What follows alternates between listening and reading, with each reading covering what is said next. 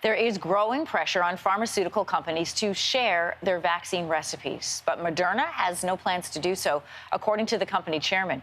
Why is this such an important issue? Joining us now to weigh in is Zain Rizvi. He is an expert on access to medicine and works with the nonprofit Public Citizen. Welcome to your morning.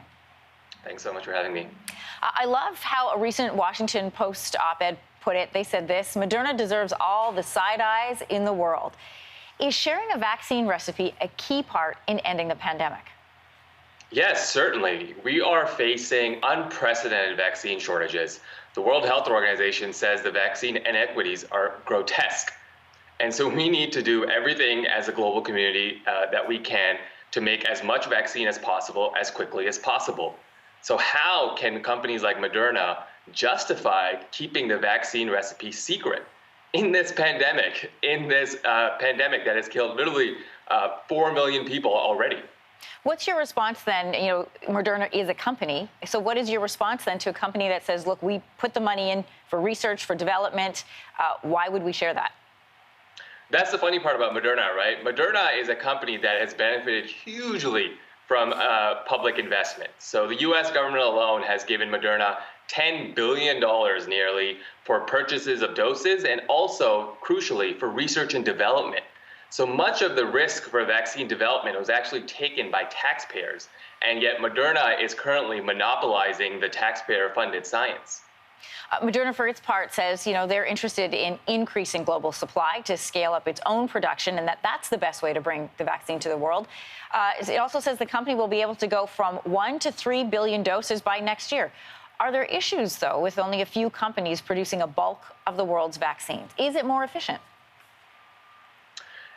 We have seen the problems already, right? We've heard grand claims from these companies before, and look at the situation we're in.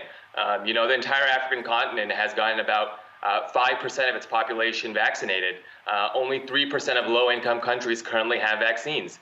Companies like Moderna have, shown zero interest in selling to low-income countries, really, and at the same time, they are not providing low-income countries the tools to make their own vaccines. And so it's a bit of a catch-22 for these countries. The World Health Organization has hired a South African company called Afrigen Biologics and Vaccines to figure out how to make an mRNA vaccine like Moderna. But how long could that take? You know, it really depends on if Moderna wants to play ball or not. If Moderna is not willing to cooperate, then it could take years. And if Moderna wants to help, it could take months. And that's the key difference. Do we want to end the pandemic in years, or do we want to end the pandemic in months? And the choice is not just Moderna's, but also governments around the world who need to pressure these corporations to really step up and act in the public interest. Is there any pressures, though, that can ultimately make a private company turn over its recipe for this vaccine?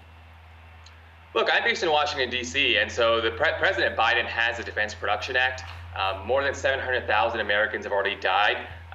And God forbid there is a new variant if the virus keeps spreading that evades the vaccines. We need to do everything possible to make as much vaccine as quickly as possible. And to protect, really, Americans, President Biden must use the Defense Production Act to compel Moderna to share the recipe. Zain Rizvi, good to have your insights on this. Thanks so much.